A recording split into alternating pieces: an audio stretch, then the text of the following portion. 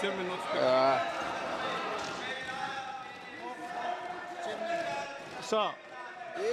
Mr. Chairman, I thank you for giving me this. I am calling Sri A.B. Akoijam to please speak. Thank you for this time. As I get up to speak on a troublesome moment in the history of India that has never happened, called the tragedy of Manipur, which is sought to be silenced by the government. And it is an irony that such an important matter which is sought to be silenced gets an opportunity as the midnight hour approaches. And this reminds me of the fact that people in my home state, the time is 2 hours ahead of Delhi.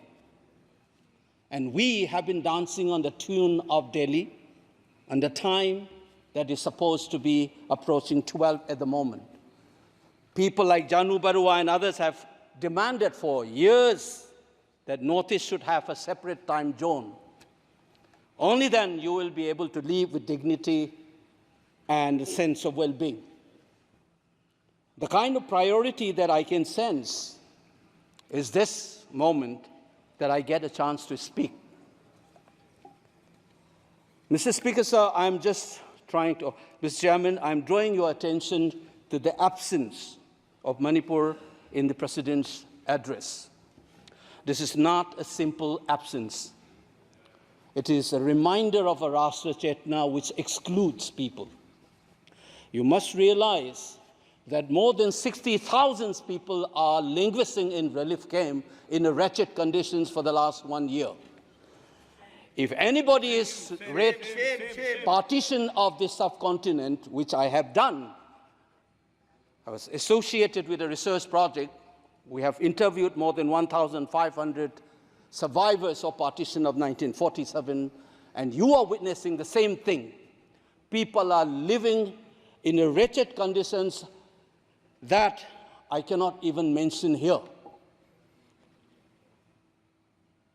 60,000 people homeless is not a joke. 200 plus people died.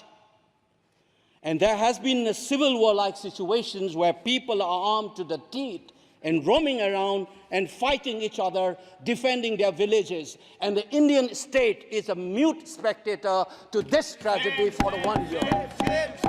I must remind this House that each and every square centimeter of Manipur is covered by a central armed forces.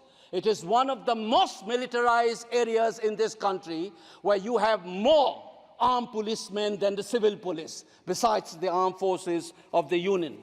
Despite this, how is that 60,000 people were rendered homeless and villages in thousands were destroyed? And yet, our Prime Minister remained mute, not even a word. And the presidential address did not even mention that. Shame, shame, shame, shame. And I said that this silence is not normal. It is a reminder of the fact which many scholars have said, that there is a continuity between colonial and the post-colonial period. Today we are observing a day where we begin a new criminal laws, seemingly discarding the colonial heritage. But as Ashish Nandi says, colonialism is a state of mind. It is a psychological phenomenon. It is an outlook, the way you look at the people, the way you look at the world. And the fact that this continuity is shown by neglecting the tragedy of a state, which is the 19th state of the Union. It is amazing to see that I get an opportunity as the midnight hour approaches to register this anguish and this hurt of the denial that this country has meted out to its own citizens in the state of Manipur. I must ask these questions to the House. Is this silence communicating to the people of the Northeast, and Manipur in particular, that you don't matter in the Indian state scheme of things? Major Laisam Jotin, who was awarded Ashok Chakra while grappling with suicide bomber, was a Manipuri, who was awarded Ashok Chakra. You are dishonoring his own state. Major Ngangom Joy Datta, who was awarded Veer Chakra while fighting for this country and doing his duty as a part of the peacekeeping force in Sri Lanka in 1987. You are dishonoring this man. You are dishonoring the likes of the youths who hold the tricolor in international platforms. The likes of Mary Kom, Sarita Kunjarani, and Mirabai Chanu. You are saying that you don't matter in this country. Your state doesn't matter in this country. You are also saying that the likes of Ratan Tiam, the icon of the culture of this country, Harivam Sham Sharma, don't matter in this country. If you have an iota of concern for this state, there would not have been a silence. There would not have been a silence in this house, nor in the presidential address. This must be registered. Please raise your point of order. If you wanted to doubt the nationality and the nationalism of the people of that state, you must realize that these people have fought for the country. These people have brought Lural to this country. Please remember this. And that is what the silence means. 1 second. And I am telling you this.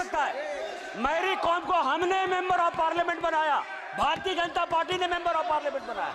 हमने कैसे नहीं इज्जत दी मणिपुर को sports university दिया। और आपसा जो है, मैं एक ऐसा आदमी हूं कि मेरे मामा को मणिपुर में गोली लगी, वो सीआरपीएफ के डीआईजी थे, इनको शहीद नहीं पता है।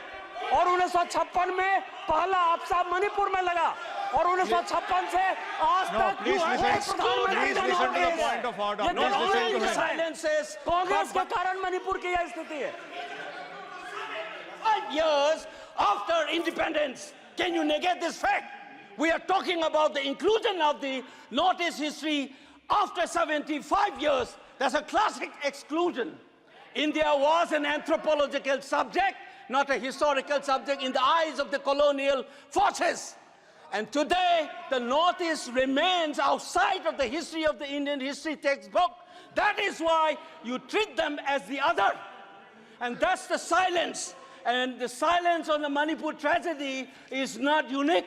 It is a reflection of this general continuity of the colonial in the post-colonial. It is sad to see a nationalist party like the BJP will feel comfortable with this silence on the tragedy of Manipur.